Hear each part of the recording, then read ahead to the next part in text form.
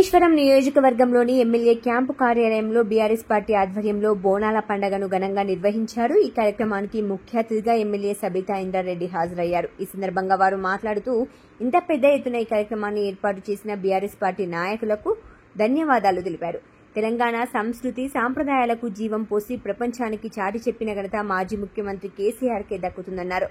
ఈ నియోజకవర్గ ప్రజలందరికీ అమ్మవారి చల్లని చూపులు ఉండాలని, వర్షాలు బాగా కురిసి పాడి పంటలు సుభిక్షంగా ఉండాలని తెలిపారు. తెలంగాణ రాష్ట్రం ఏర్పడిన తర్వాత బోనాల పండగ వచ్చిందంటే గుడులకు ఎంతో కొంత మొత్తంలో నగదును చెక్కుల రూపంలో అందించి వైభవంగా బోనాల పండగ నిర్వహించుకునేందుకు ప్రభుత్వం కృషి చేసిందన్నారు. కేసీఆర్ అంటేనే తెలంగాణ యాస భాష అని, ఒకప్పుడు తెలంగాణ భాషపై చులకన భావం ఉండేదని, కేసీఆర్ వచ్చాకే ఆ భాషకు ఎంతో ప్రాచుర్యం పొందిందన్నారు. అంతేకాకుండా బతుకమ్మ పండుగకు ఆడబిడ్డలు బతుకమ్మ చీరలు ఇచ్చి వారిలో ఆత్మవిశ్వాసాన్ని నింపి పండుగ ఉత్సాహం నింపిన ఘనత కేసీఆర్కే దక్కుతుందన్నారు. కేసీఆర్ చూపిన ఆధారిలోనే మన సంస్కృతి సాంప్రదాయాలను భావితరాలకు అందించే విధంగా అందరం కలిసి ముందడుగు వేద్దామని సూచించారు. ఈ బోనాల పండగ వేడుకలలో మహిళలు పెద్ద ఎత్తున హాజరై బోనాలను ఎత్తుకుని శివసత్తుల ఆటపాటలతో ఎమ్మెల్యే క్యాంపు కార్యాలయం నుండి మొదలైన జిల్లలగూడ చెందిన చెరువు కట్ట మైసమ్మ వరకు ఎంతో ఆనందభరితంగా కొనసాగింది. ఈ కార్యక్రమంలో మహేశ్వరం నియోజకవర్గ మహిళలు, బీఆర్ఎస్ పార్టీ నాయకులు, కార్యకర్తలు పాల్గొన్నారు.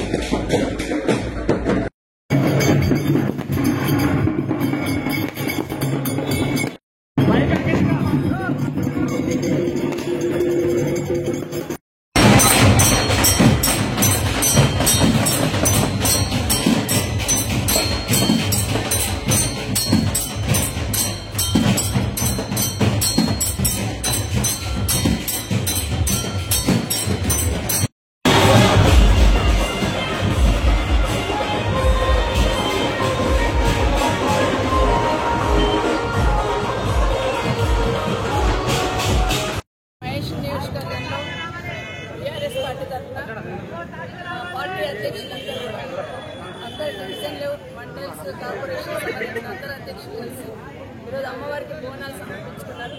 ముందు మా సోదరులందరూ కూడా ధన్యవాదాలు తెలియజేస్తా ఉన్నారు. ఎందుకంటే తెలంగాణ సంస్కృతిని కాపాడి, తెలంగాణ సంస్కృతికి జీవం పోసి, తెలంగాణ సంస్కృతిని ప్రపంచానికి చాటి చెప్పిన కేసీఆర్ గారు సంస్కృతిని ఏ విధంగా అయితే చాటి చెప్పాడో దాన్ని అందిపుచ్చుకొని మా సోదరులందరూ కూడా ఈరోజు నియోజకవర్గంలో ఉన్న మా సోదరులందరూ కూడా ముందుకు వచ్చి వాళ్ళ అడుగు ముందుకేసి ఈరోజు అమ్మవారికి బోనాలు సమర్పించారు. అమ్మవారి చల్లని చూపులు వాళ్ళందరి మీద ఉండాలని, నియోజకవర్గ ప్రజల మీద, రాష్ట్ర ప్రజల మీద చల్లగా ఉండాలని అమ్మవారిని మనస్ఫూర్తిగా కోరుతాం. ఇదే కాదు, ఈరోజు బోనాల పండుగ వచ్చిందంటే గతంలో ఎవరు పట్టించుకునేవారు, కానీ కేసీఆర్ గారు వచ్చిన తర్వాత, తెలంగాణ రాష్ట్రం వచ్చిన తర్వాత బోనాల పండుగ జరుగుతున్నప్పుడు ప్రభుత్వం నుండి ఆ ఏర్పాట్లకు ఎంతో కొంత ఆ టెంపుల్స్కి ఇవ్వాలనే ఆలోచనతో ఈరోజు బోనాలకి ప్రతి టెంపుల్కి కూడా ఎంతో కొంత అమౌంట్ ప్రభుత్వం నుంచి ఇచ్చినట్టు ఖచ్చితంగా కేసీఆర్ గారు చెప్తుంది. ఇదే కాకుండా యాదగిరిగుట్ట లాంటి టెంపుల్ని కట్టి ఆ గుడిని ఏ విధంగా ప్రచారం లేకుండా బాధ్యతగా టెంపుల్ని కట్టి ఈరోజు అందరూ అప్పుడపడే విధంగా టెంపుల్ కట్టారు. నరసింహస్వామిని ఆశీస్సులతోని 10 సంవత్సరాలు రాష్ట్రంలో కరువు కారణాలకు తావు లేకుండా పుష్కలమైన వర్షాలతో రైతన్నలందరూ సుభిక్షంగా ఉన్నారు. కానీ ఇప్పుడు చూస్తూ ఉంటే వర్షం లేక, వర్షం ఎప్పుడు పడుతుందని భగవంతుని ఒప్పుకుంటూ ప్రతి రైతన్న కూడా మళ్ళీ ఆకాశం వైపు చూస్తూ ఉన్నారు. కొన్ని వర్షం పడుతున్నారు కదా, కాళేశ్వరం లాంటి ప్రాజెక్ట్ కట్టినారు, ఆ ప్రాజెక్ట్ నుండి నీళ్లు వదిలి రైతుల పంటలు కాపాడాలనే ఆలోచన ప్రభుత్వానికి లేదు. ఎంత చెప్పినా కూడా పేషెంటాలో పోతున్నారు తప్పిస్తే ప్రాజెక్ట్స్ నుండి నీళ్లను వదిలి రైతులకి ఈరోజు పంటలు నష్టపోకుండా చూడాలనే ఆలోచన ప్రభుత్వానికి లేదు. కనీసం భగవంతుడన్న, అమ్మవారన్న చల్లని చూపులతోని ఈ రాష్ట్రం మీద పుష్కలమైన వర్షాలు పడేటట్టు, ఆ రైతులను సంతోషంగా ఉండేటట్టు మనస్ఫూర్తిగా దీవించాలని అమ్మని కోరుతా ఉన్నాను.